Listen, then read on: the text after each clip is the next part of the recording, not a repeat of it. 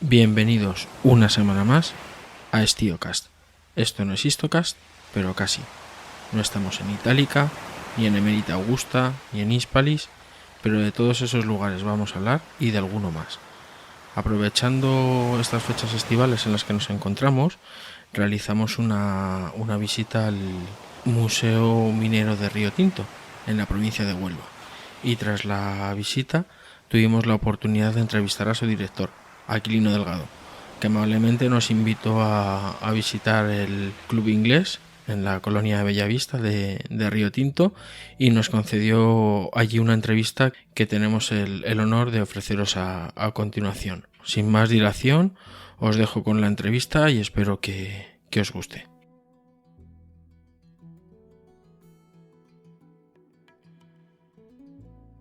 Estamos en Minas de Río Tinto, provincia de Huelva, donde hemos hecho una visita al Museo Minero en compañía de su director, Aquilino Delgado, arqueólogo y especialista en el mundo minero romano, y de Rosa Otero, arqueóloga y a la que podéis encontrar en Twitter como @GatunaOnFire, y que ha colaborado en algunos podcasts de la red AV Podcast. Antes de nada, agradecerte, Aquilino, el que hayas aceptado darnos esta entrevista y a ver cómo sale. Vale, de forma gratuita, ¿eh? Eso, sin pagar. Que no está la economía para muchos dispendios. Aquilino, ¿por qué el Museo Minero en Río Tinto, existiendo otras zonas mineras en la provincia de Huelva de igual de antiguas? Primero, Río Tinto es la mina más grande de todas las bajas períticas, no solo de la parte de Huelva, y el museo surge porque en 1987 la compañía que entonces explotaba Río Tinto, que era Río Tinto Minera, hacía 10 años que tiene un departamento de patrimonio histórico. De hecho, fue la primera empresa en España que lo tuvo. Y decidió, copiando dos referentes que hay en Europa, que uno es la garganta de Iron Bridge en Inglaterra, y otro es el Bergbau Museum de Bochum, el Museo Minero de Bochum, que era un museo minero con lo que minería se llama pasivo, es decir, con lo que ya no tiene uso, con un edificio que acababa de ser abandonado, que era el antiguo hospital, que era el que había aquí hasta que se crea en 1983, el hospital comarcal, con las piezas que provenían, piezas industriales que ya no estaban en uso, o las que habían salido las excavaciones que había pagado la compañía. Es verdad que hay zonas parecidas como Tarsi, Concepción, Herrería, donde no se tuvo ese concepto, donde esas piezas pues, con el tiempo han sido pastos de chatarrero o no han llegado a estar conservadas y partes se han perdido, no solo en Huelva, sino en otras zonas mineras. El museo existe y es lo que es por una iniciativa privada. Después de unos años, de la mano de la Junta de Andalucía, que se había creado recientemente, pues ya concretamente de 2 años después, pues ya se empieza a fundar lo que es el museo. Con esas piezas se hace un depósito, se hace ya el tema administrativo, de la mano junto también con el ayuntamiento que estaba entonces, que hizo al principio los depósitos, y ya se constituye el museo, que es el de lo que conocemos hoy. El museo en un principio surge una vez que la actividad minera entra en declive, no sé si... Sí, la minería en Huelva fue bollante hasta los años 60, porque el 80% de la minería era para explotación de pirita. La pirita es la base para conseguir azufre, y el azufre es la base de lo que es ácido sulfúrico, que en sí es la base para la industria química. ¿Qué pasó? Que los tecnócratas franquistas tuvieron la genial idea de crear en Huelva un polo de desarrollo, en una zona que hoy tendría un alto valor turístico y ecológico, que es la ría de Huelva, y dos de estas grandes empresas, una era la refinería, que hoy es Cepsa, y entonces se llama Río Gulf. Uno de los elementos que se le quita al petróleo para refinarlo es el azufre, con lo cual no hacía falta traer azufre de 80 kilómetros, 60 o 50, que es donde están las minas, hacia Huelva, porque era un subproducto que se iba a tirar. Entonces se crea una serie de sinergias. A eso se le suma que se desmonta la antigua fundición que estaba aquí, que es lo que actualmente es Atlantis Copper, que es la fundición más grande, la más grande de Europa, la segunda del mundo y la más eficiente a nivel mundial actualmente, donde para cada tonelada de cobre produce una tonelada de ácido sulfúrico. Es decir, la pirita que era base deja de ser rentable. Por eso empieza la desactivación de la minería en Huelva. ¿Cuáles son las minas que van a seguir operando? Las minas que además de eso tienen cobre y sobre todo oro y plata, a través de la explotación de cosas, que van a ser básicamente Tarsi, Río Tinto y Concepción y Herrería. Pero a partir del año 84 se produce una bajada de los precios del cobre. En minería lo que determina que una mina se abra o no es el break-even. El break-even es el precio a partir de que una mina es rentable, que aquí son $2.100 la tonelada. Empieza a bajar a 1.600, 1.200, 1.600, 1.800, deja de ser rentables y empieza a desactivarse. Se cierra la línea de producción de cobre y solo se queda con la línea de producción de oro. Pero el oro también tiene un break-even. Cuando ese oro baja, pues en 2001 se cerró la mina. Se cerró Río Tinto y Tarsi. ¿En qué año se abre exactamente el museo? El museo se abrió en 1992. O sea, que en un principio el museo se puede decir que surgió también como una medida para generar puestos de trabajo. No. Lo que surge como una medida, como un nuevo yacimiento de empleo, es a través de la fundación, que es la entidad que gestiona el museo. No es tanto el museo, sino el turismo, porque el museo es como el centro de interpretación y uno de los puntos más de visita. Y además, nosotros, me refiero a la fundación, tiene carácter docente, es decir, se han formado más de 700 personas en distintos empleos, como la albañilería, carpintería metálica, que hoy tienen un índice de inserción laboral del 84%. Es decir, no solo está a generar empleo directo a través del turismo, que son unas 40 personas, sino también formando gente que a través de la formación reglada no habían tenido solución, habían dejado la escuela. Entonces, con escuelas, talleres de empleo son para más de 25 años, pues trabajando, aprendían un oficio y además podían, por ejemplo, terminar de sacarse el grado escolar, sacarse actualmente lo que es el bachiller. ¿Cuál es la afluencia más o menos anual de personas al museo y a las distintas actividades? Actualmente estamos en más de 90.000 personas. ¿Al año? Al año. O sea, desde que abrimos ya hemos superado, estamos cerca de los 2 millones de visitantes.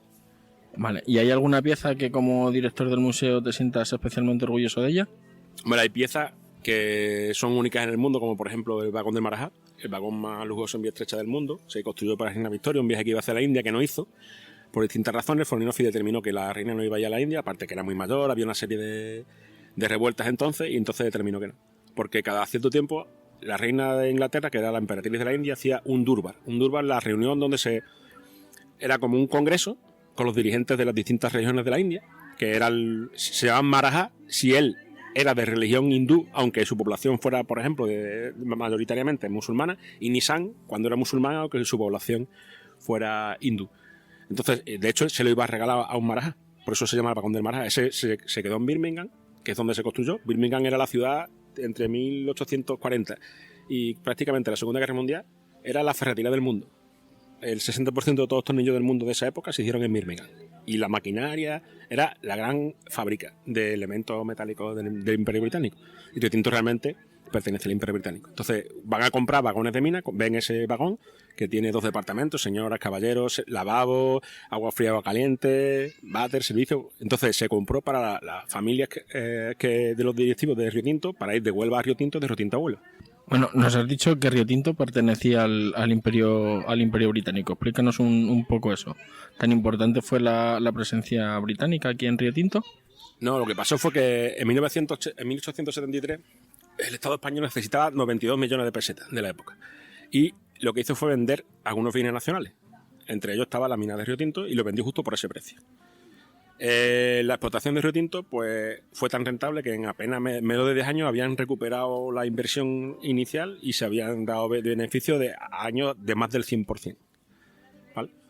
¿Eso quiere decir que los técnicos españoles que dirigían Río Tinto anteriormente eran inútiles? No.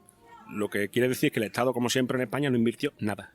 Y Río Tinto, con lo que los técnicos iban me refiero a ingenieros de mina, que se había creado la escuela de mina el siglo anterior, pues la mina más o menos funcionaba. Pero no hubo inversión, por ejemplo, ferrocarril, para que fuera rentable realmente hasta 1876 y durante 5.000 años el mineral. Y principalmente el metal que se fundía en Río Tinto iba o a Sevilla o a Huelva en burro. O sea, eso no es rentable en una época industrial. Hubo 7 proyectos, pero ninguno de esos 7 proyectos se llevaron a cabo porque nadie invirtió. Los archivos más antiguos que hay de la Río Tinto Company son todos los estudios de los ingenieros españoles. Por ejemplo, las labores romanas hacían que a partir del siglo del piso sexto era inviable hacer una explotación por huecos y pilares, por lo que llamamos aquí contramina o minería interior.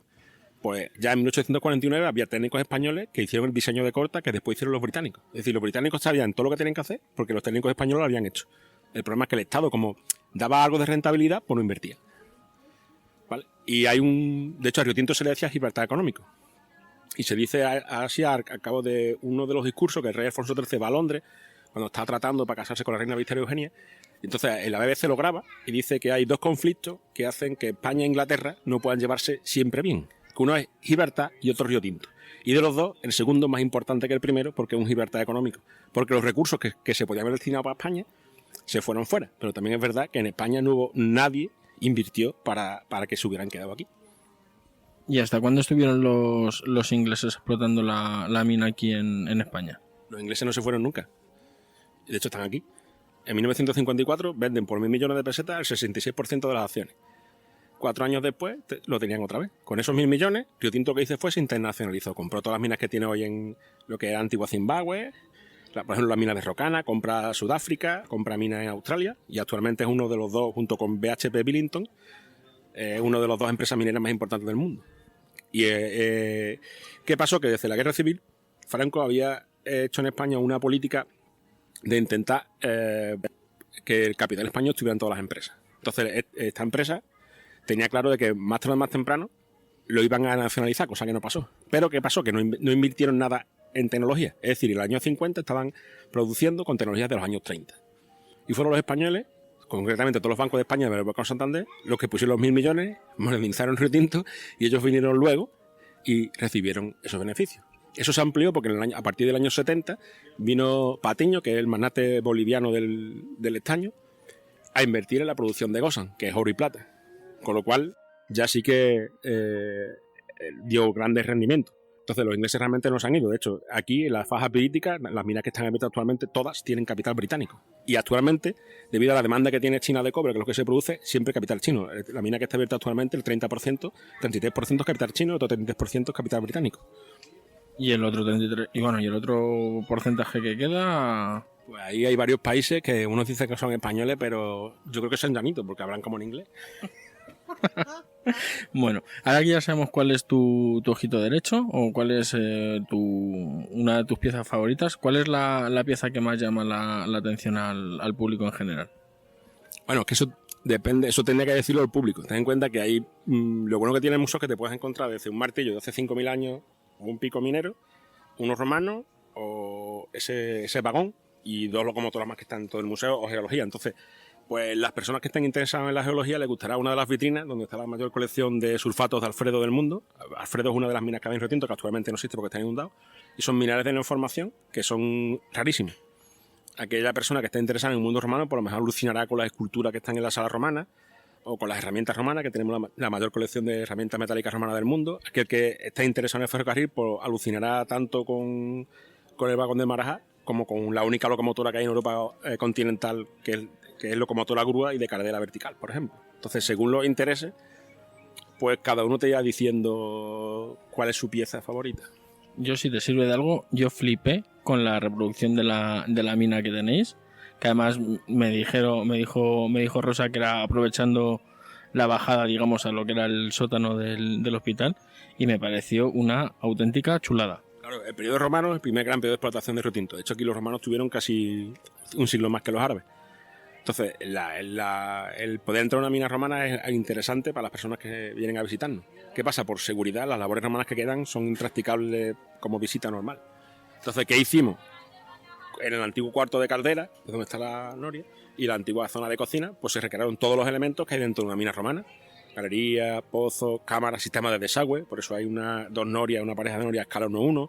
Hay un tornillo Arquímedes o cóclea a escala 1-1. Entonces, aquella persona que quiera saber o tener la sensación que podía tener un minero dentro de una mina romana, la puede tener porque los elementos están casi a escala 1-1. De hecho, realmente las minas, las galerías por las que se transita serían más pequeñas.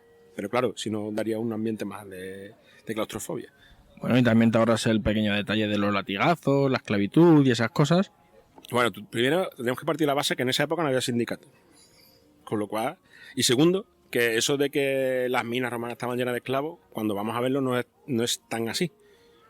O sea, hay mucho menos índice de esclavos que lo que pensamos normalmente. Es verdad que hubo esclavos, es verdad que se han documentado algunos sitios grilletes, es verdad que había una pena, sobre todo a partir del emperador Adriano, que es damnatio al metal, es decir, trabajo forzado en vez de galera a una mina hasta que muriera. Pero no todos los trabajadores que había dentro de una mina eran esclavos, entre otras cosas porque el trabajo minero, si algo es especializado. Entonces, eso cuesta tiempo y eso cuesta dinero. Y nadie va a tirar dinero ni ahora ni hace 2.000 años. Más cuando lo que tú sacabas de una mina, el 50% se lo lleva al Estado. Con lo cual, ¿qué harían los esclavos? Principalmente trabajos no especializados. Por ejemplo, trituración. Es decir, te dan un martillo de 6 kilos y tienes que partir la piedra desde el tamaño de un balón de fútbol un poco más grande o una rueda de coche hasta el tamaño de un puño más o menos. Para eso no hace falta mucha especialización. Pero quien va buscando las vetas rentables, los fundidores, eso mayoritariamente eran libres. Además, en las tumbas, en el mundo antiguo, no todas las personas se entierran. De hecho, hay muchos esclavos que aparecen con la basura. Pero hay otros que sí están enterrados con las personas libres. Entonces, el índice de esclavos es mínimo. Con lo cual no habría lo que pensamos que proviene de una cita de Orsúculo, que dice que cuando las minas de Hispania vienen los itálicos a trabajar, los inundó de esclavos. Eso a lo mejor pudo ser cierto en ese momento, pero ten en cuenta que aquí estamos hablando de 600 años de presencia romana. Vale. Entonces, en ese momento no nos sirve... O sea, hubo esclavos, pero no es la idea que tenemos. Lo que sí, por ejemplo, nos puede servir el cine, si has visto la película Barrabás de Anthony Quinn, el ambiente que habría dentro de una mina se parece al que vemos ahí, pero no todos los trabajadores eran esclavos. ¿En qué época las minas de Río Tinto pasa a ser control del emperador? Las minas no solo de Río Tinto, sino de todo el imperio, en época de Tiberio. Tiberio se da cuenta de que controlar la economía es controlar las fuentes de metal. En latín, mina se dice metallum. Entonces, a diferencia de la crisis que hemos tenido ahora, si España hubiera tenido la máquina de dinero y no Europa, hubiéramos hecho más pesetas. Los romanos hacían eso. ¿En época de Augusto las minas son control del Senado todavía? Claro. La Bética es una provincia senatorial. Augusto no es uniforme en su gobierno. Por ejemplo, cuando acaba la guerra civil, y se ve aquí, hay un control militar de las minas.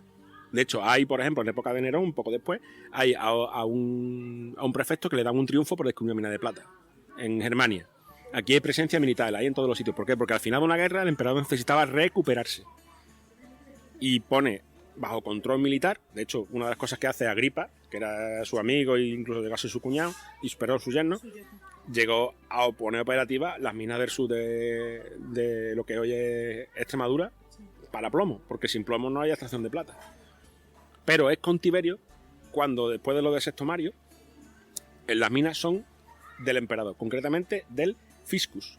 Hasta ese momento, lo que se sacaba, el 50% de una mina, iba al erarium. El erario es como la cuenta de la hacienda romana, que se guardaba en el templo de Saturno. En el mundo antiguo guardaban, tanto romanos, griegos, guardaban el dinero en los templos. Por romano te mataban por robo sacrílego, con lo cual tú veías lo que hacías. Era el sitio más seguro.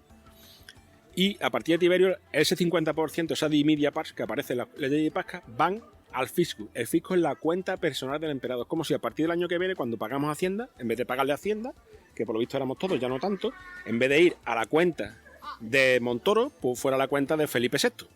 Pues eso fue lo que hizo Tiberio. ¿Y eso cómo se articula? Se va a articular a través de unos administradores imperiales, que son los procurator metallorum, es decir, los que cuidan por mí de las minas. Y se han encontrado unas inscripciones como la que se encontró aquí en 1768 de Pudente, que le da gracias al emperador Nerva en el año 96 por hacerlo procurador de las minas. Estaban haciendo unos trabajos de limpieza. En el siglo XVIII básicamente hicieron limpiar las galerías romanas y hacerlas más grandes, porque es donde estaban los minerales con más ley. Has hablado de la presencia militar aquí. ¿Qué legiones estaban?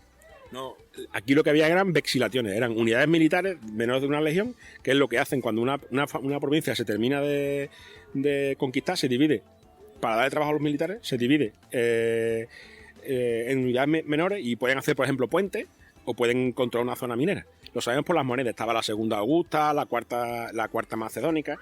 Por ejemplo, en el Cerro del Moro hay elementos iguales que los de Herrera de Pisuerga, donde tienen Eso va a ser así hasta la época de Nerón. En la época de Nerón, cuando, tanto por el tema de la conquista de Britania, que hay una serie de problemas, como por ejemplo la reina Boudica, como en el Limes Germano, que también hay una serie de movimientos, eso ya va a cambiar. Esas unidades vuelven a su legión y se van de España. En España solo se va a quedar un poco más tarde la Legio Sextima Gémina, y lo que va a ser unidades militares que eran como de reserva, que son las que van a controlar las zonas mineras, no solo aquí, sino también la zona, por ejemplo, aurífera de las médulas.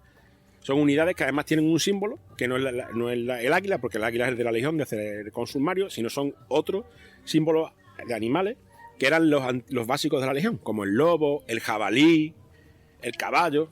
De hecho, hay en distintas zonas mineras de España han aparecido jabalí o referencias a jabalí, que posiblemente la Cors Quarta Equitatum Civium Romanorum. Es una unidad menor de caballería, que son las unidades que, por ejemplo, desde Río Tinto a Huelva, en distintos sitios se han encontrado pequeños cuarteles, el equivalente a un pequeño cuartel de guardia civil, donde el paso de la vía, que aquí lo que sería el metal, se controlaba. Y eran unidades siempre mixtas, siempre tienen algo de caballería por la rapidez. Las vías romanas que conectan Río Tinto, ¿hacia dónde van? hacia el sur, la costa con Huelva, el Guadiana, la famosa IA-23 existe, la podemos rastrear arqueológicamente. Las vías que salen de Río Tinto básicamente van a dos sitios. Uno es hacia el norte, hacia lo que es la capital de Hispania, que es Mérida, y van allí porque La Plata básicamente iría allí. La Plata era para pagar funcionarios y pagar militares. Hay otra vía, que es básicamente la Nacional 435, que es la que une Río Tinto con Huelva, con el puerto. Hay varios pecios que han aparecido, ánforas producidas en la costa de Huelva con lingotes de bronce. Hay otra vía que conectaba Huelva con Itálica, lo que llaman el Camino de los Camellos, donde curiosamente han aparecido caballos de terracota de época romana. Y otra unía Río Tinto con Pax Iulia, con Bella. Y también hay un camino, otra vía que unía lo que es la zona minera a través de Berrocal con lo que es la campiña, con los yacimientos que están en Escacena y Paterna de Tejadara Nueva. O sea, estaba unida con las ciudades más importantes de Romana en ese momento. Eso también se demuestra porque son circulantes de esas monedas los que principalmente se encuentran aquí, de Mérida, algunos de Huelva, de Hispali, Córdoba. También tenía, pero a través de Sevilla tenía. Entonces, las monedas también nos indican de dónde venían esa circulación. Y también hay monedas legionarias, monedas típicas del mundo legionario, de que o bien acuñadas por la moneda, o por ejemplo aquí hubo estacionadas unidades militares menores después de la conquista de Cántabra de época de Augusto, y hay por ejemplo moneda con la caetra, el típico escudo de los cántabros. Pues eso te sirve, no, aparte de que se han rastreado muchos de esos tramos, te sirven para demostrar que es así. Además es que en los textos solo aparecen dos referencias. Uno es Ptolomeo, que te dice que equidistante entre Huelva e Hispali hay un poblado que se llama una mansio que se llama Urium, y te da las coordenadas, es decir, para meterlo en el GPS, que es de época romana. O el Tirario Antoniniano, que es la guía Kamsa del siglo V, te dice que hay entre Huelva, a 70 kilómetros de Huelva, hay una mansio que es Urium. Y en medio hay otra, una mutatio, que está a 35 kilómetros, que tiene que estar en la zona de Valverde, que es donde se ha documentado un tramo de vía. Porque en el mundo romano, el pursus publicum, que era como se llamaba la red de autovía y carretera, la distancia normal que se recorría en un día a caballo podía ser unos 70 kilómetros. Entonces la mansio es donde estaba la posada, donde tú hacías el cambio y descansabas. Y después estaba la mutatio, que es donde el cambio de posta. Pero es una carretera secundaria, no son las grandes carreteras, las vías romanas. O sea que en época romana Río Tinto, la zona de Río Tinto tenía una importancia bastante considerable. Claro, ten en cuenta que en el mundo antiguo la mina es el sitio donde se fabricaba dinero. Y el dinero no tiene por qué tener forma de moneda. Un denario pesa 4,45 gramos. Pero el valor de un denario da igual que tenga forma de moneda y tenga la cara de un emperador a que tú tengas un fragmento de plata que tenga ese peso. ¿Vale? De hecho, los romanos no llegaron a inventar el billete ni la letra de cambio. Entonces pagaban con dinero contante y sonante, ¿sabes? ¿Qué pasaba? Ese dinero saldría aquí en forma de lingote. ¿Por qué? Porque el lingote te permite controlar peso. Como las monedas también van al peso, un sistema duodecimal, es decir, por ejemplo, esta moneda vale 12 de esta, 36 de la otra, 72 de la otra, ¿vale? Tú ya lo llevabas a un sitio, normalmente una ciudad, que tenía derecho para acuñar moneda, como pasa, por ejemplo, con Mérida, pasaba con Huelva, con Hispali, y ahí ese metal, fuera plata, bronce, oro, o sea, el bronce es una aleación de cobre estaño, ya tenía forma de moneda. En Río Tinto entonces no había ceca, dependía de Huelva. No es que dependiera de Huelva, es que las ciudades que tenían derecho para acuñar moneda eran los municipium. Entonces Huelva lo era y Río Tinto no era un municipium, Río Tinto era un vicus, es decir, una zona, lo que sería equivalente a una aldea, pero que no tenía una entidad dependiente mayor. Es que en el mundo romano no era como nuestro hoy, ¿sabes? Que las ciudades tenían una serie de derechos. Por ejemplo, Huelva podía hacer moneda, era un municipio, ¿vale? Y es una ciudad antigua que se romaniza. Y hay otras ciudades como Itálica, que se hace ex novo, la primera ciudad romana en España, y desde el principio es colonia y es municipio, como pasa con Mérida, ¿sabes? Pero otras ciudades no tenían ese derecho. Eso, ser municipio te conllevaba una serie de derechos, obligaciones pocas, pero sobre todo derechos, frente a otras ciudades. Era una forma también de que los territorios se preocuparan de llevarse bien con Roma, porque te declaraban ciudades, y no de pelearte ni de buscar otra. Y damos el salto en el tiempo hacia adelante, y como estamos en este precioso club inglés en Bellavista, que es el barrio inglés por antonomasia, cuando los ingleses están explotando aquí, ¿su red de distribución hacia dónde va? Pues muy fácil. Lo primero que hicieron los británicos, lo mismo que habían diseñado los españoles, tú necesitabas una vía de transporte que fuera lo suficientemente rápida, eficiente y barata para sacar en metal, cobre en este caso, en mineral, por ejemplo, la pirita triturada a 0,12 y a 0,6 milímetros es un producto terminado, y mover personas, en este caso hacia un puerto, que era Huelva. Por ese mismo vía te vienen. Tú necesitabas una máquina de vapor nueva, la montabas en el barco, venía a Huelva, y Huelva pasaba al tren que está al lado y lo traías aquí. Entonces, el ferrocarril supuso pasar de la Edad Media a la Segunda Revolución Industrial. ¿Por qué? Porque, por ejemplo, aquí antes había hambre, había enfermedades como la malaria, paludismo, cólera. Eso totalmente se erradicó. ¿Por qué? Lo primero que hicieron los ingleses fue medidas, o sea, se hicieron casas nuevas con saneamiento. Una cosa tan fácil que evitar cólera. Pues se acabó el cólera. Hicieron un servicio médico donde se vacunaba a la gente, se le daba medicina, muchas enfermedades se erradicaron. De hecho, por ejemplo, el premio Nobel que le dieron por descubrir lo de la viruela vino a Huelva, concretamente aquí, a ver qué es la medicina preventiva que estaban haciendo los británicos. Se trajeron nuevas tecnologías. El primer sitio donde hubo rayos X fue en España, aquí. De hecho, vino en 1906 Ramón y Cajal, cómo funcionaba la máquina de rayos X. Y el tema de la comida, piensa que para llegar de Huelva a Río Tinto tiene que pasar por la campiña. La compañía lo que hacía era comprar grandes cantidades de comida que vendían en el economato a un precio más bajo que en las tiendas, por eso aquí no hubo tiendas hasta los años 80, y como los obreros tenían un sueldo que era 3 y 4 veces el sueldo del campo, pues podían permitirse estar mejor alimentados, con lo cual más fuertes, y si además eso le suma que tenían medicina, pues era una población más resistente. Otra cosa que hicieron los británicos desde el principio fue escolarizar a la población. Y lo hicieron muy fácil. El niño que no iba a la escuela, el padre cobraba mitad del sueldo.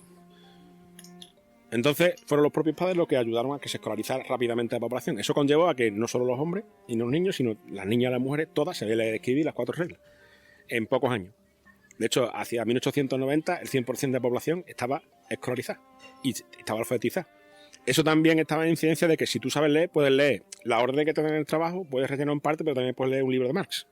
Entonces, Río Tinto, como toda la zona minera, pues hubo un gran índice de, entre comillas, libre pensamiento. Había muchos casinos, ateneos libertarios, donde el que, por ejemplo, venía de fuera, pues si no podía, era un trabajador, pero no podía ir a la escuela, se le enseñaba a leer de noche. Y eso también conllevaba que la relación que tenían muchas veces los obreros para comunicar cualquier cosa desde los sindicatos hacia la masa de obreros era por escrito. Tenemos la colección de la imprenta, los folletos. Estaban constantemente peleándose, por ejemplo, la huelga del TC del 17 con el director, con el famoso Mr. Browning, y es como un Facebook de hace 100 años. Es decir, discutían por el director por tal sueldo. Pues esa misma mañana, a las 6 de la mañana, estaban todos los panfletos de ese día. El director ha dicho esto. Y además son en papel, no es muy bueno, pero en papel rojo, amarillo, para que se vea visible, y debajo pone péguese en la pared después de leerse. Se repartían. Que el Mr. Browning, por ejemplo, de hecho se llegó a un acuerdo y en un último momento se rompió. Y el documento oficial de la imprenta parece, no salió porque lo rompió el director. Rompió el director estos papeles. Pero es que la mañana siguiente estaba la contestación de los obreros. Por ejemplo, fueron a Madrid la huelga del 34. La de Asturias se podía haber montado aquí. Río Tinto tenía un sindicato aparte, era el sindicato obrero de Río Tinto, originalmente era de la UGT. Pero como era la empresa más grande de España, pues tiene su propio sindicato. Como si hoy el Corte Inglés tuviera su propio sindicato. Como pasa con los funcionarios con el CSIC. No, como para no depender de nadie. Y claro, la que se lió en Asturias, pues se podía haber liado aquí. Entonces el gobierno, previendo o en previsión de que no hubiera otro baño de sangre, pues obligó a la compañía a hacer una serie de condiciones. Entre ellas, por ejemplo, readmitió a los trabajadores, le pagó el sueldo el tiempo que lo habían echado. Eso, a los 10 segundos de suceder, habían mandado un telegrama y esa misma noche estaban los panfletos puestos. Con lo cual los obreros tenían comunicación directa de lo que estaba sucediendo. Eso no se podía haber sido de otra manera si no hubieran sabido leer y escribir. Socialmente, en esa Huelva que estás describiendo a la llegada de los ingleses, ¿qué supuso el impacto además en la zona de la provincia que estamos? Una zona que has descrito cuasi de la Edad Media en el siglo XIX. ¿Cómo fue? Pues muy fácil. Aquí estábamos en la Edad Media y los referentes eran los señoritos, los terratenientes que estaban en Zalamea principalmente, que era el pueblo cabecera donde todos los demás pueblos se van a ir disgregando, y pasaron de ser el referente social a que el referente fuera un burgués y principalmente un ingeniero, un profesional liberal como un médico, abogado. De hecho, todos los pueblos lo que hicieron, tanto Nerva como, por ejemplo, Campillo, Río Tinto es un caso diferente, pues cuando la burguesía tiene cuenta de que no tienen por qué depender de nadie para sus impuestos y para su día a día, es la misma burguesía del pueblo la que se levanta, pide y lo consiga del Estado la segregación y crea un pueblo nuevo. Entonces lo que se creó fue una clase media que podía vivir de darle servicio a esas personas que viven aquí. Pensad que Río Tinto llegó a tener 16.000 trabajadores. Si multiplicamos por 4, quiere decir que tenía tanta población como media provincia hoy. Porque Huelva tiene casi el 70% de la provincia. Hoy hay solo 18.000 personas. Es decir, aquí había Río Tinto y Nerva, en 1910 dieron más quinto que Huelva y Moguer, que eran los pueblos más grandes. ¿Por qué? Porque había mucha población, había mucha demanda de mano de obra. Claro, pero estamos hablando que esas tenían servicios que en otros sitios no existían. En España, desgraciadamente, hasta que la República no crea el Ministerio de Instrucción Pública, no había escuelas. En todos los pueblos. Aquí sí las había. Todos los pueblos tienen su escuela. Sus médicos, que además, sus maestros, que además tienen sus inspectores. Había puestos de salud. Había puestos de abasto. O sea, la empresa te intentaba cubrir mucho de las necesidades de tu vida para que tú no te levantaras, porque pensaba que si te ponías en huelga perdías la casa que no era tuya, te quedabas tú solo sin escuela, sin panadería, sin luz, sin agua. O sea, prácticamente si te ponías en huelga te arriesgaba que te dieran un billete para Barcelona y el finiquito. Aquí cuando te echaban, todas las empresas mineras tienen una lista negra. Entonces si te echaban por ejemplo de Río Tinto por tema político, tampoco ella podía trabajar en Tarsi, ni en Concepción ni en Portugal. Los directores a lo mejor no se podían ver, pero tenían sus listas negras. Entonces, lo que realmente te exilaban. ¿Cómo te exilaban? Pues te daban un billete para Barcelona y el finiquito. Porque la casa no era tuya. Era una forma de controlar la población. Pero vamos a pensar también en esas personas en ese momento. En cualquier pueblo a 50 kilómetros de aquí no tenían ninguno de esos servicios. No había esa escolaridad. Entonces, si lo sopesamos, yo creo que la presencia británica fue positiva. Y la prueba es que cualquier persona mayor que tenga hoy 85, 86 años, si tú le preguntas y si quiere tener un jefe inglés o un jefe español, todos te van a decir que un jefe inglés.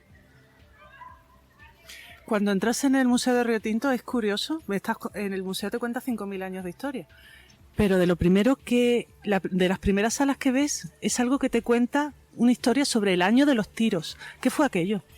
Eso en 1888 había un sistema para extraer cobre, que se llama extracción de cobre por vía seca, que era por vía seca, después por vía húmeda era, tú tenías que conseguir hacer soluble el cobre que estaba en los minerales. Entonces primero se quemaba, se tostaba y después eso, se hacían unos grandes montones que eran paralelepípedos que al quemarse durante varios meses la zona del centro se hundía. Entonces hay una pieza de pan típica de Andalucía que se llama telera, que es así. Y eso después se desmontaba y ese cobre se llevaba a la cementación. La cementación es un proceso de lisiviación que con el agua del interior de la mina se echaba chatarra y esa chatarra se produce un proceso de electrólisis natural, le da parte del hierro que está en férrico, pasa a ferroso al agua y el cobre que está en ferroso pasa a férrico, se deposita como en pequeñas capas, como pequeñas escamas que llamamos cáscara, que tiene de medio un 80%, de un 76 un 80% de cobre, con lo cual es cobre sin fundir. Eso era el sistema que era más rentable para ese tipo de extracción de cobre. Una mina se aprovecha todo. Los minerales que tenían más ley directamente, normalmente más de un 6% de cobre, se trituraban y se fundían a los hornos. Al horno en cada momento lo que fuera, porque la tecnología va cambiando. Eso hacía que se emanaran a la atmósfera anhídrido sulfuroso. Ese anhídrido sulfuroso, si lo mezclamos con agua, H2O4, ácido sulfúrico, con lo cual se producía lluvia ácida, que no solo afectaba a la zona minera, sino a cualquier zona donde esa nube, que estaba cargada de ese gas, se produjera. Pero Río Tinto no era la única mina donde se producía eso. Se producía en todas las minas de la faja pirítica y en todas las minas del mundo. Hubo telera en Japón, telera en Chile, telera en Estados Unidos, telera en Inglaterra, telera en Alemania. De hecho, las teleras se hacen desde el siglo XVI. ¿Es cierto que esas nubes de ácido sulfúrico podían llegar hasta la costa de Huelva? Claro, eso depende del régimen de viento. Y hasta 1918 se estuvieron pagando por parte de esta compañía o que de otra en otro sitio, se estuvieron pagando compensaciones. Pero el año de los tiros no se produce por eso, porque telera hubo después y va hasta 1908. Ni se produce por ese sistema, porque ese sistema se siguió empleando en España en otros sitios y en otros sitios del mundo. Aquí el año de los tiros se produce porque van a confluir como dos huelgas. Por un lado, el Estado acaba de sacar una ley en que la compañía no solo tenía que compensar a los terratenientes cuyos terrenos habían sido muy afectados por la lluvia ácida, sino que tenía que comprar esas tierras. Es decir, una especie de expropiación que era favorable en este caso para el terrateniente. Pero el terrateniente solía tener campesinos que trabajaban a sueldo. Y van a crear una liga onteumista, que era el alcalde de uno de los terratenientes más grandes, que era el alcalde de Zalamea, y su yerno, que era el diputado. Entonces se quedaban en familia. Entonces le dicen a su campesino, mira, os van a echar. nosotros no queremos echarnos, pero si esto hay que ir a Río Tinto. Esa liga autonomista por un lado. Y por otro lado, eso se va a producir 15 años después de que la mina se abra, en 1873. Los jefes que vienen son nuevos, vienen nuevos de Londres. Los jefes que están aquí, los directivos, ya han subido la compañía y se van a Londres. Esos traen un nuevo sistema de producción y todavía no se han enterado que esto no es el Congo y venían con la pistola y el látigo. Pero lo determinante va a ser que cambia el sistema de vagones. Traen vagones que son 3 veces más grandes. Y si a ti te pagaban X pesetas por llenar un vagón, ahora te están pagando lo mismo por un vagón que es 3 veces más grande. En ese momento, y vas así hasta 1913, la compañía no tenía obreros directos, sino quedaba con unos contratistas y portados, decir, pues yo te pago tanto si me haces esto en este tiempo. Los obreros se ponen en huelga y se van a unir con las autonomistas porque tienen una causa común. Pero no una huelga como vemos hoy de los mineros tirando petardos, era como en Semana Santa, iba los niños delante, iba la banda de música. La compañía, concretamente Mr. Keswick, que era el inútil que estaba aquí de director, de hecho duró, a los 2 días estaba destituido, pues se acojonó y directamente aquí siempre hubo un gran número de guardia civil. En Río Tinto. Sí. De hecho, la prueba es que en el barrio de Bellavista, en la puerta, hay un cuartel de la Guardia Civil. Y todos los cuarteles estaban en sitios estratégicos. Los barrios que tenían más población, entre comillas, que podían ser más rojas, pues tienen, en vez de un cuartel, tenían 2. Y además, aquí la Guardia Civil cobraba el doble. Es decir, si, por ejemplo, un Guardia Civil cobraba 1.000 euros, pues la compañía daba 3.000.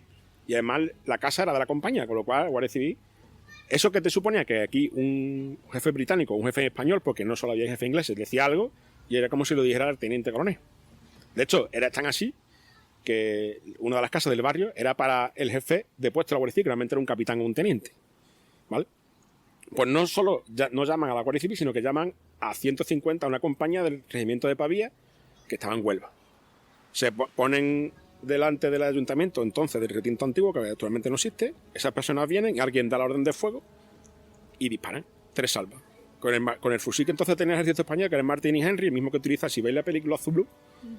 Eso hoy está prohibido por la Convención de Ginebra, por el calibre que tiene. Porque un tiro en un hombro es que te abre un agujero. Es decir, mataba. Hasta que descubrieron que era más interesante herir, porque herir te inutiliza al que dispara y a los 2 que te cogen. Bueno, pues 3 descargas a menos de 50 metros son unos 150 personas. Vamos a poner, son unas 250 personas muertas.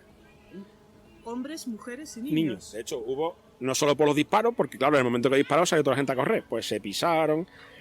Y todavía hoy no se sabe el número de muertos. Hay unos primeros 13 oficiales, después hay unos 70 oficiales. Es decir, el número de muertos se calcula en torno a eso. Sabemos ya hoy, por investigaciones que ha desarrollado el director del archivo, mi compañero, con otro investigador, que la locomotora que llevó los vagones fue una de las mismas que nosotros tenemos hoy en funcionamiento, la 51, que utilizaron una batea. Una batea es una plataforma ferroviaria que con los kilos que puede llevar es el equivalente a 250 personas. Después se han encontrado algunos expedientes personales. La compañía tiene, de todos los trabajadores, tiene su propio expediente. A partir de 1913 tenía su propio INEM, pero tenía también su propia CIA. Entonces, por ejemplo, si alguien tenía significación política, pues te metía un papel B2 y te ibas fuera de la compañía. Bueno, pues hemos encontrado a alguien que dice, mira, que yo fui el que enterró los muertos, a mí me tenéis que dar lo que... Entonces no existía en España lo que es una pensión. La compañía normalmente a los obreros buenos, a los que no habían trabajado toda la vida, le daba lo que se llama una pensión graciable. Es decir, le daba a lo mejor el 30 o 40% del sueldo una vez que ya no podían trabajar, porque la seguridad social no va a existir en España hasta 1940. Entonces, por eso fue lo que pasó el año de los tiros. Esa concatenación de acontecimientos lleva a que hay esa muerte, va a cambiar. De hecho, a los pocos días se prohíbe el uso de las teleras, pero como realmente era el sistema que existía, al año y medio estaban otra vez declaradas de utilidad pública y siguieron utilizando hasta 1908. ¿Por qué? Porque cuando ya en 1908 existe un nuevo sistema, que va a ser un nuevo tipo de horno, que permiten recuperar el cobre de mejor manera y sin perder el ácido que se iba en el humo, ese humo sulfuroso, pues cuando ese sistema existe es cuando lo aplican, y cuando lo aplican es cuando ese que ya no interesa se deja de utilizar. Aquilino, el museo no solamente consta de la sede fija que hemos hablado del antiguo hospital. Cuéntanos de qué otras sedes o actividades consta el museo. Bueno, el museo, además de su uso como museo, es el centro de interpretación de lo que es la cuenca minera del Río Tinto. Tiene... Desde el museo se organiza también la visita a la mina de Peña Hierro, que es una de las minas que está dentro de la cuenca minera, y se puede conocer como es una corta, que es el desmonte que se hace para extraer mineral, junto con una galería, es decir, minería interior, que siempre está conectada con la cielo abierto. Después está la visita al ferrocarril, que es un tramo de 12 kilómetros del antiguo ferrocarril del Río Tinto Railway, que es el que llevaba mineral y traía a Huelva. Tenemos las dos locomotoras más antiguas de España en orden de marcha, la 14 y la 51. La 14 se construyó en 1875 y sigue funcionando, son de vapor. Después tenemos 4 diésel, distinto número de vagones, que era en donde se hace el viaje. Y después tenemos la Casa 21, que es una de las casas que se construyó en el barrio inglés de Bellavista para albergar a los técnicos y sus familias. Se construyó esta concretamente en 1885. La fundación la adquirió en 1996 y en 2005, entre 2004 y 2005, pues se retrató la arquitectura. Por ejemplo, la cocina tenía una vitrocerámica. Como nosotros conservamos en el archivo, que es el mejor archivo de empresa de España, todos los planos de todas las casas, pues lo que hicimos fue retrotraer la arquitectura al estado original que aparece en esos planos. Hoy la cocina, pues si la visita, ves que es una cocina de carbón, lo que se llamaba antes cocina económica, que es lo que había. O, por ejemplo, el suelo era de terrazo. Eliminamos el terrazo y volvimos a poner suelo de madera, imitando los originales, sobre todo la planta baja, porque la planta media y alta se conserva para el original. Y lo que hicimos fue musealizarla para que la visita a la Casa 21 sea conocer cómo era la vida cotidiana de los técnicos británicos y una especie de viaje en el tiempo que ayudará a comprender cómo era la vida de esas personas aquí. Que básicamente era trabajar. De hecho, la jornada laboral de un técnico británico era 11 horas. Y después la vida social se desarrollaba en el club, que es el edificio que tienen delante, y el tiempo libre lo gastaban básicamente en la práctica de los sports. Río Tinto es la cuna de los deportes británicos en España, porque cuando viene en 1873, a los 5 años, ya había suficientes técnicos para constituir un club. Un club es como se organizaban en cualquier parte del mundo los británicos cuando querían practicar un deporte y echar el rato. Y siempre tiene divisiones. Las originales son fútbol, cricket, billar y polo. Y un tenis. Aquí, como no había hierba, pues se quedaron en tenis. De hecho, en Bellavista están las dos pistas de tenis más antiguas de España, 1883 y 1884, y se sigue practicando desde entonces. El primer sitio donde se practica fútbol, eso no quiere decir que el recreativo no sea más antiguo, pero el recreativo es de 1889. Y se federa, es que no era obligatorio federarse. Entonces, aquí existen equipos anteriores a la constitución del recreativo, pero sin federarse. De hecho, la copa más antigua que existe en la federación, que espero que ya no se la haya llevado, es la Copa Río Tinto, que se jugaba el 4 de diciembre. El 4 de diciembre es Santa Bárbara. Los mineros normalmente son antirreligiosos, pero Santa Bárbara es una cosa aparte. En cualquier mina del mundo que tú entres hay una Santa Bárbara, incluso en América. De hecho, en América te puedes encontrar Santa Bárbara dentro y el diablo pintado en la puerta para que no entre, porque entrar en la mina todos los días es jugarte un poco la vida. La mina es algo un sitio peligroso. Y en ese día pues jugaban una liguilla, y esa copa es anterior a que exista federación, a que exista cualquier tipo de juego en España. Y hay una carta de 1891-92 donde el alcalde de Río Tinto tenía como 7 poblaciones más pequeñas, le pide al presidente en Londres, porque el alcalde era un empleado de la compañía, que mire usted, ¿quién era? Era en 1929, mira, que quiero que haga varios equipos, vamos a hacer uno en vez de varios. Y entonces el presidente contestó que no, que mientras los obreros estén preocupados en ganar el equipo de al lado, no están preocupados en montarme una huelga. Entonces, es decir, que se facilitara la práctica de los deportes, tanto a los directivos como en parte a los obreros, es una forma también de alineación de esas personas, y además darle algo que hacer y no montamos una huelga. Vamos, el típico pan y circo. Exacto, ese partido paternalista no solo era con el fútbol, era con el fútbol, con los casinos. Los casinos, por ejemplo, imagínate que te podría costar la copa de vino la mitad que en cualquier sitio, porque como ese vino lo compraba la compañía a granel, te lo sería más barato. ¿Vale? O, por ejemplo, estaban los huertos. Aquí ha sido tradicional que en todas las zonas mineras de la faja pirítica, tanto en España como en Portugal, lo típico es el huerto. Es una persona que está 8 o 9 horas en la mina, después coge y se va al huerto a plantar tomate, a plantar pepino. Aparte de que es una ayuda en casa por el tema de la comida, yo creo que siempre, porque le preguntaba a mis familiares, que son todos mineros, y es que yo creo que es la sensación de que necesitas ver crecer algo. En una mina es un sitio, es antinatural, porque piensa que el suelo es rojo, no hay vegetación, no hay animales. Entonces la sensación de ver crecer algo después de salir de la mina es importante también, aparte de, pues, la compañía, de forma graciosa, te daba al huerto. Entonces, si tú estabas en el huerto y te ibas por el casino, cuando tú acabas de ver casino no tenías ganas de montar huelga ninguna. Eso siempre que fueras un obrero que no te significara. Si te significaba, te iba a quedar sin huerto, sin furbo, sin casa, sin... Bueno, nos has dicho que la Casa 21 la restaurasteis, pero según tengo entendido, la restaurasteis usando los cursos de formación que me has comentado antes, ¿no? En parte, por ejemplo, los trabajos de la bañería, pues lo hicieron esos chicos que estaban aprendiendo la bañería. Los trabajos de carpintería, otros no, otros se encargaban, pero el 80% se hicieron con eso. Lo que era el trabajo de restaurar la casa. Ahora, el montaje museográfico no, eso ya lo hice en mi departamento con mi personal. De acuerdo. Al entrar en el museo, una de las primeras cosas que vemos es una placa con el logotipo de la NASA. ¿Qué me puedes contar aparte de eso? Pues en Peña de Hierro, que es una de las minas de la faja perítica y la cuenca minera, hay cuando la NASA y el CAP, que son los que están trabajando aquí, esto es un laboratorio vivo. Río Tinto, por lo visto, es el ecosistema que más se parece a Marte en la Tierra. Cuando la sonda Mars Polar Lander llegó a Marte, la sonda tiene una microperforación, una perforadora pequeñita, sacó un trozo de mineral y con un cromatógrafo pues hizo el estudio y dije, mira, pues esto es jarosita, mismo mineral que explotaban, por ejemplo, los romanos. Pero la mina del mundo a que esa jarosita se parecía más en composición era Peña de Hierro. Peña de Hierro y Tinto es lo mismo porque están a 5 kilómetros. Para que ese mineral exista necesita minerales ácidos, como los que hay aquí, sulfuros masivos, hierro, azufre, cadmio, en fin, y que existan aguas ácidas similares, porque es un mineral de neoformación, no se forma en época geológica, necesita agua y agua ácida. Es decir, para que se forma tiene que haber unas condiciones similares a las de aquí, o en algún momento tuvo que haber condiciones como esta.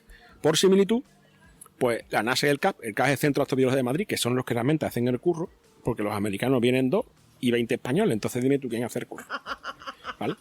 Entonces, todo es por similitud. Cuando quieren estudiar el tema de las bacterias, han hecho un proyecto que le dieron a Europa 1 millón de euros y han hecho perforaciones en distintos sitios de la zona, ya han bajado el nivel de mar y sigue existiendo esas bacterias. Es decir, dentro de los minerales hay unas bacterias que son extremófilas, viven en extrema acidez, que lo que hacen básicamente es que consumen hierro y azufre y producen oxígeno.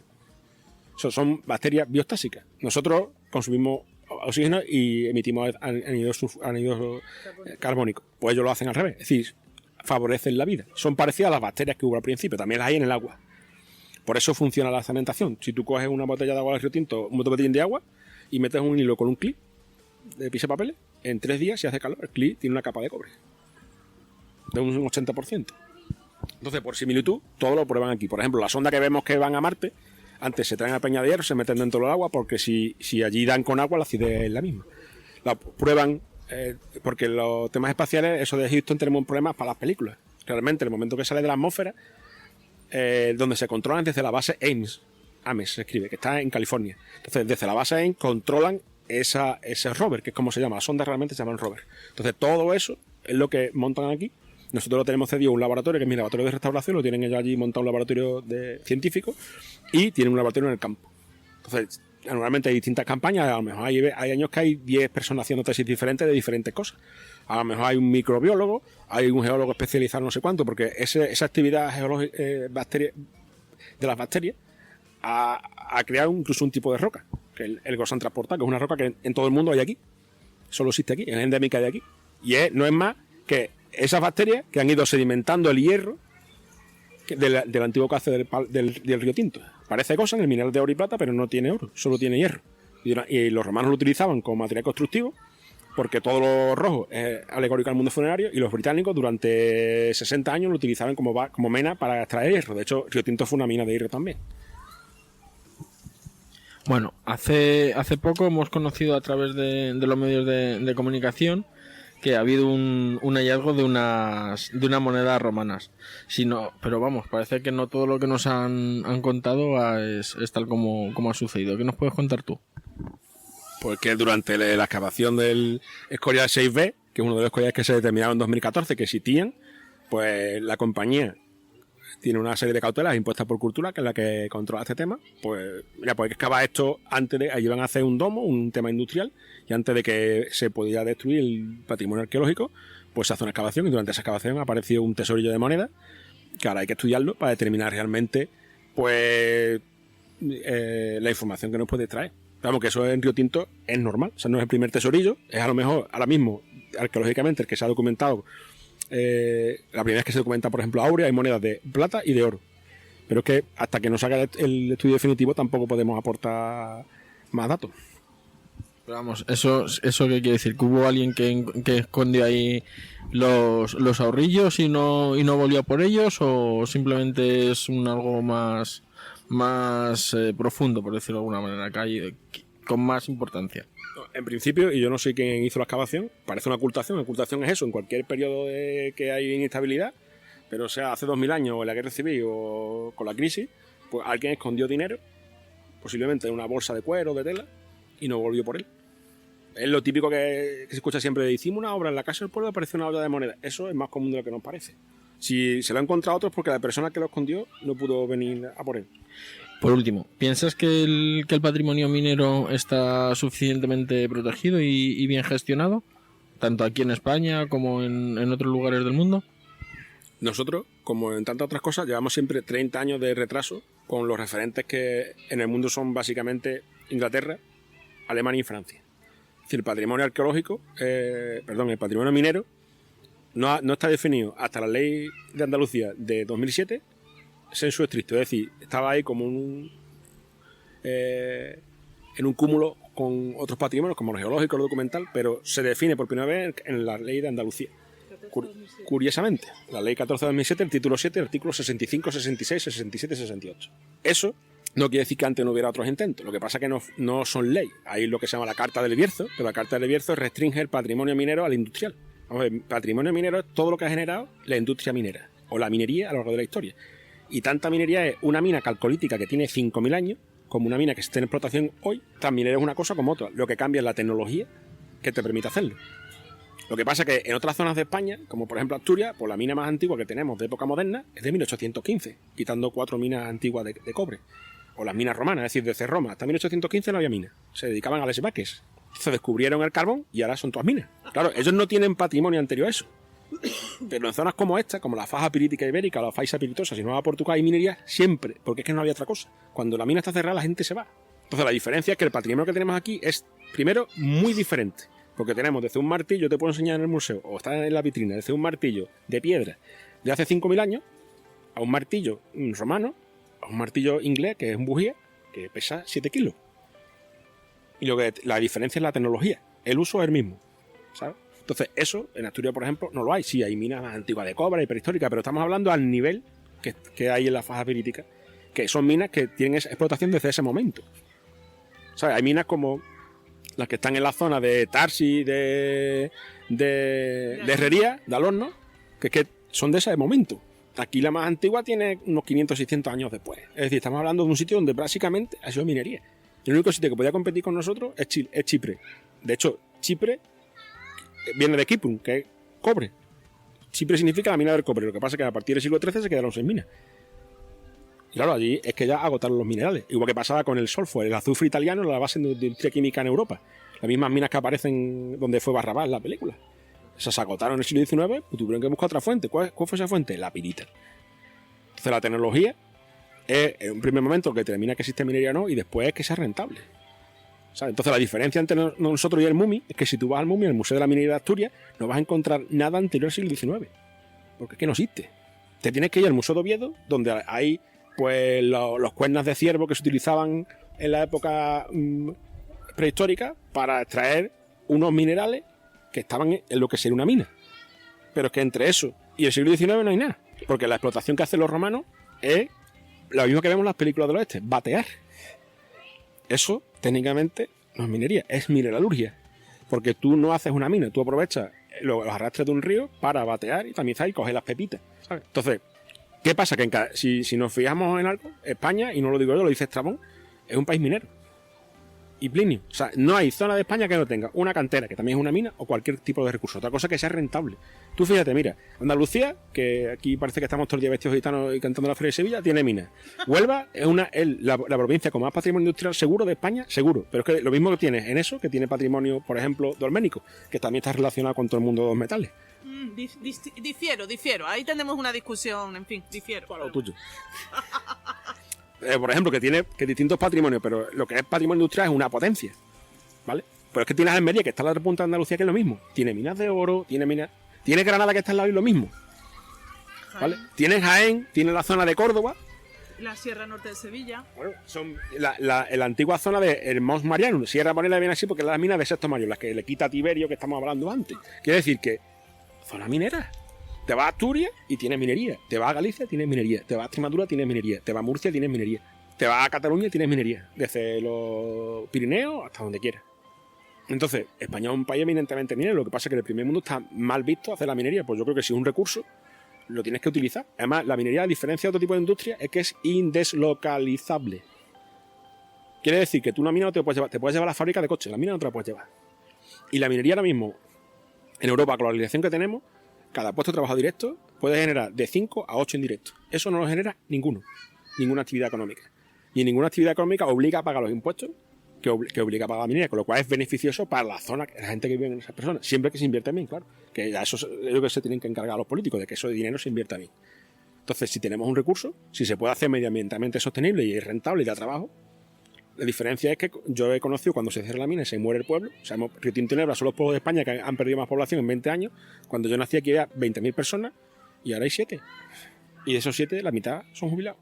Entonces, la diferencia entre eso, como no hay otros recursos, es la muerte. La muerte y la desaparición.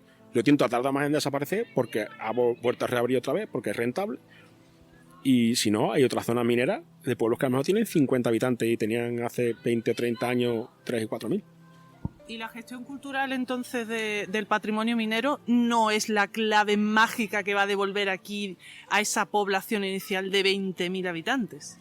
El turismo, quitando sitios como Venecia, no genera esa cantidad de población. O sea, el trabajo que genera la actividad minera no lo puede generar nunca la actividad económica. Nunca.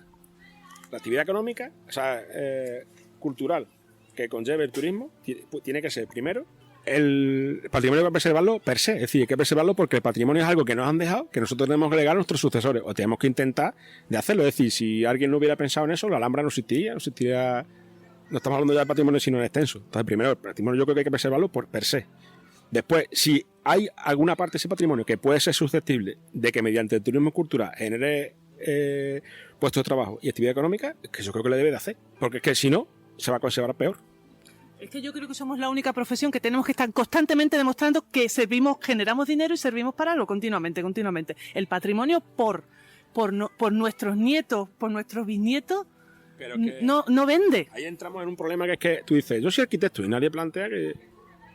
Pero tú eres arqueólogo, pues tú eres arqueólogo, pues tienes que trabajar por amor al arte, se cree que es Indiana Jones y no saben que Indiana Jones, si tú lo comparas con la realidad, Indiana Jones sería una maricona. O sea, si Indiana Jones tiene que tratar por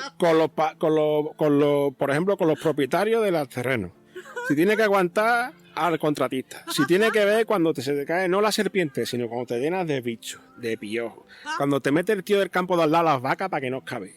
Entonces Indiana Jones se hubiera retirado ya. El problema es que nosotros tenemos hay una visión de nuestra profesión que es más idílica que real, sí, y además no es importante. Sí. Es decir, por ejemplo, yo no entiendo que empresas mineras como esta u otras, el arqueólogo esté dentro de medio ambiente. O sea, de medio ambiente está claro que tiene que haber unos tíos de medio ambiente. Y nadie discute por si hay, por ejemplo, un quiróptero, que es un murciélago, y tiene que venir a mirar un biólogo. Ahora, que a lo mejor hay que mirar o no una cosa arqueológica, pues a lo mejor no es importante, porque es más importante llevársela por delante. Entonces, ese concepto, en parte, es culpa nuestra. O sea, es parte de los arqueólogos que yo creo que no hemos sabido transmitir a la sociedad la importancia de nuestro trabajo. Pero no creo solamente por nosotros, sino por nuestros superiores. Tenemos una ley de patrimonio muy buena que no podemos aplicar porque sencillamente a los políticos no les interesa que cojamos y apliquemos la ley tal cual. Y nos la coartan. No son los políticos, son los jueces. Cuando tú llegas a un juicio, como me ha pasado a mí, y explicarle a alguien que algo que no sabí no tiene por qué protegerse. Mire usted, la ley de patrimonio dice, por ejemplo, algo industrial, hay un capítulo donde determina el patrimonio industrial es todo lo generado por la actividad fabril, industria ferroviaria, y hay que preservarlo. Que sea vi o no, es que encima hay que preservarlo mejor. Sí. Entonces, eso no son políticos, son jueces. Y los técnicos, y yo muchas veces trabajo tanto con la delegación como, por ejemplo, con el Seprona, te das cuenta que los técnicos sí lo tienen súper claro. El que no lo tiene claro es el juez. Entonces, cuando el juez lo ve claro y lo entiende a la primera, porque también hay jueces torpes, sí, pues funciona perfectamente. Normalmente el juez lo entiende, lo tiene súper claro. Porque cuando consigas que lo comprende, lo tiene súper claro y ya no lo discute más. Ahora, si le queda la duda, te tiene que morir. Sí, pero administrativamente quien inicia una sanción somos nosotros como administración cultural. Al final, el que decide, cuando estamos en el juzgado, sí, es el juez. Sí, pero ya nosotros hemos cogido y en vez de aplicar límites máximos a ese sinvergüenza que se ha cargado un yacimiento con toda la mala leche, sí, resulta que si podemos hacer 100.000 euros, no le vamos. ¿Cómo voy a firmar yo? Eso va a ser mucho. Sí, pero eso es verdad. Pero también es verdad que el que firma, en el último momento la sentencia es el juez. Sí. Entonces, yo creo que igual que se hacen, por ejemplo, con la Guardia Civil, se hacen muchas veces cursos, sí, para explicarle, mira, pues esto podría ser romano por esto. Pues también habría que coger y decir, mire usted, señoría, vamos a ver lo que es un yacimiento bien, y que el yacimiento es reventado. ¿Y cuándo decimos que está reventado? Porque a mí me han dicho, por ejemplo, es que la tierra que estaba ahí es tan importante. Sí, porque a menos esa tierra había, por ejemplo, semillas. me puede determinar con carbono 14. Es que eso era basura, no señor, es que la basura también da información porque se tira de forma ordenada, si no el texto está hecho en Roma, ¿para qué sirve? Entonces el concepto de patrimonio, yo entiendo que un juez tiene que saber de leyes y que necesita apoyo de otros técnicos, lo que no puede ir es que vayamos a un juicio y vaya el fiscal de medio ambiente con la ley de patrimonio puesto con un POSI, eso no me parece serio. Porque claro, es que el abogado que está enfrente es que se lo merienda con papa y al final somos los técnicos lo que parece que estamos haciendo de abogado. Sí. Entonces, igual que yo no tengo por qué saber de leyes, sino saber a qué ley me tengo que regir para hacer un documento, para saber si pasa algo, pues los jueces tendrían que tener también, igual que por ejemplo se forman en temas como delitos de género, sí. o tendrán que leer algo cuando ven, por ejemplo, algo de ADN para comprender que él ha matado el fulanito y no ha sido el mayordomo, sí. Pues también tendrían que hacer algo más que descargarse la ley y leérsela, es decir, comprender de dónde viene eso, porque muchas veces, si el juez lo entiende la primera, que es la mayoría de las veces, no hay problema. De hecho, jueces que están súper implicados, que lo tienen súper claro. Y otros, pues que como también... que es como si quisieran quitárselo de medio porque tampoco es una cosa que controle mucho, como tampoco es que está allí el fiscal, tampoco ha pillado mucho, pues venga, vamos a dejarlo así. Y al final parece que se rescinda a una multa económica, es decir, pues esto vale tanto. Y vale, y si una cosa vale, por ejemplo, 80.000 euros y con eso vamos a recuperar lo que se han cargado. Yo creo que la pena tenía que ser no solo económica, sino restaurar algo que estaba. Evidentemente que le cueste el dinero que le ha hecho, pero si hemos roto una cosa que es de todo, pues había que devolver esa cosa a todo. Sí. O sea, no solo decir, mira, esto vale 80.000 euros. Y ahora esos 80.000 euros, ¿quién se los lleva? ¿Se los lleva el dueño? ¿Se los lleva el que lo rompió? ¿Se los lleva Cultura? ¿Se los lleva? Y al final que ese dinero se construye lo que se ha roto. Sí. Porque yo he visto se reinvierte en patrimonio ese dinero, claro. Entonces, eso es también es importante, porque si al final tú ves que no, pues dices, pues me he cargado esa casa, que es del siglo XVIII, me voy a cargar esa que es del XIII, sí. Que me va a costar 100.000 euros. Total. Pues me voy a cargar también, tampoco la van a reconstruir. ¿Ves? No sería importante cuando lo han reconstruido. Y eso, entonces te quedas con el culo al aire. Aquilino, ¿cómo ves el futuro de Río Tinto ahora mismo? Con la explotación minera, con esta nueva vida que está surgiendo en la explotación. Hombre, mientras que la minería se desarrolle normalmente, pues sería bueno para el pueblo y sería bueno para el desarrollo de la zona. La prueba está que tú hace 2 años y medio pasabas por la puerta de la mina y no había ningún coche. El hombre de la dehesa, que es la aldea que está al lado, pues tenía allí 3 desayunos, daba 3 desayunos al día. Hoy a lo mejor da 100 desayunos al día. Hace 2 años y medio aquí había cientos de casas para alquilar. Ahora tú no eres capaz de alquilar una casa, por ejemplo. Entonces ya eso, hay personas que están viviendo a vivir aquí, inversiones que se están haciendo. Claro, esas personas que viven aquí pues van a comprar súper, van a comprar la tienda. Algunos se están viniendo a vivir, con lo cual a lo mejor dentro de 2 o 3 años pues hay más niños en la escuela, con lo cual hay más maestros. Al final es desarrollo. Es desarrollo. Es creación de puestos de trabajo y la riqueza que se queda aquí. Y como te dije antes, es que la minería es indeslocalizable. Tú no te puedes llevar una mina al Congo porque allí es más barato. Tú te puedes llevar a la fábrica al Congo, pero una mina no. Y la mina no solo conlleva cuando tú sacas el mineral. Ten en cuenta que lo que sale, por ejemplo, de esta mina es concentrado. Es decir, aquí lo que menos hay en una mina hoy son mineros. A lo mejor en la corta hay 50 personas. Entre perforadores, mineros, pero es que después hay trabajos de mineralurgia. Tú tienes que triturar ese mineral. La concentración, las oficinas, los de seguridad, los de medio ambiente, los mecánicos que arreglan los coches, los mecánicos que arreglan los camiones, el de las piezas. Claro, porque ahí la maquinaria sufre. Ten en cuenta que aquí lo mismo pasamos hasta menos 5 grados, hasta a los 2 meses a 40 y a 50. Las piezas sufren, pues, ¿entiendes? Crea un montón de puestos indirectos. El cristalero, ¿tú sabes el cristal que se rompen al cabo del día? Cristales buenos de la maquinaria de los coches de la mina. Es decir, eso lo tiene que poner alguien y eso tú no puedes esperar a que venga un mes, porque te puede llover, porque tienes que cumplir normativas. Todo eso genera empleo. Hay empresas como Valverde, que gracias a Río Tinto y a Matsa, otra mina que está abierta, pues yo me acuerdo de ir para reparar cosas del tren con mi compañero que lleva el tema, a que nos mecanizaran una pieza y había 3 tipos de mecanizar una pieza, porque eso los que había en el taller. Hoy hay 50 personas. Y el que mecanizaba no tiene que coger lazo, tiene que llamarlo un mes antes, porque el tío está haciendo una cosa u otra. Es decir, genera empleo, no solo aquí, sino en toda la población, más los impuestos que se quedan en la zona.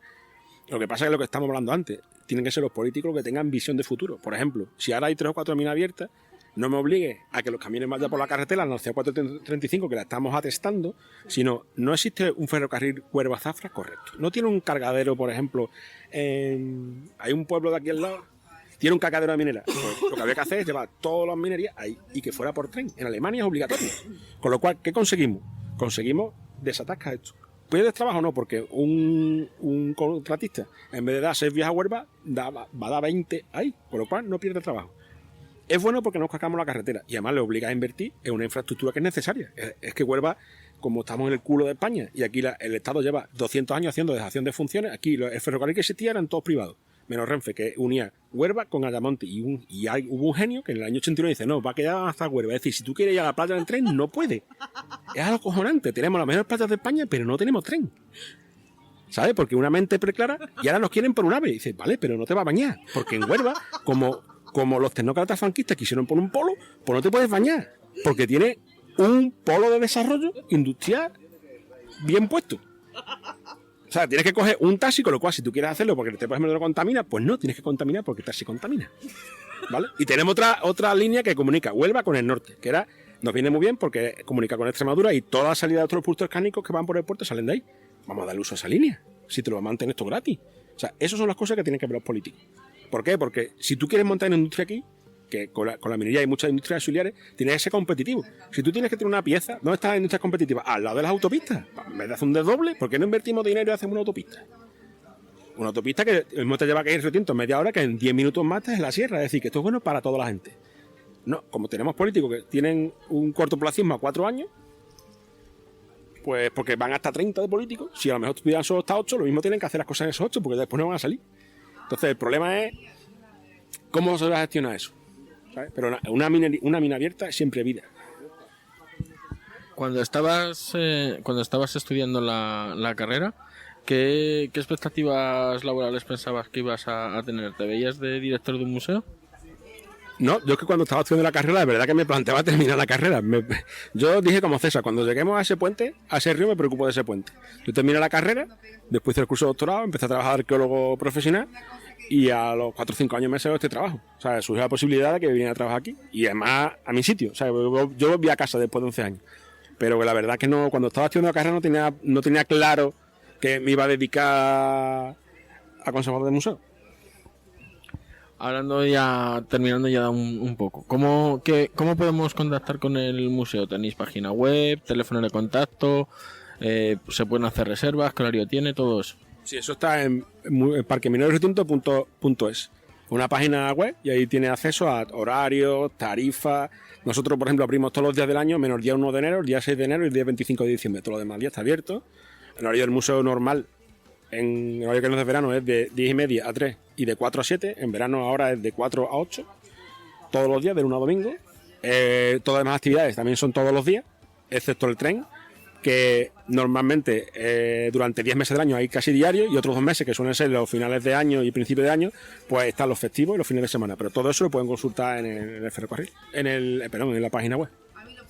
De acuerdo, pues Aquilino, muchísimas gracias por habernos dado la entrevista, y la verdad es que ha sido todo un placer el tenerte aquí, y más aprovechando la visita al Club Inglés. Pues nada, yo me alegro que os haya gustado tanto la visita y te agradezco el interés para la entrevista. Hasta aquí ha llegado el programa de hoy. Espero que hayáis disfrutado de la entrevista tanto como nosotros disfrutamos realizándola, y nos vemos en un próximo episodio, ya sea de Blitocast, Estiocast, Histocast o cualquier otro formato. Semper Fidelis. Adiós.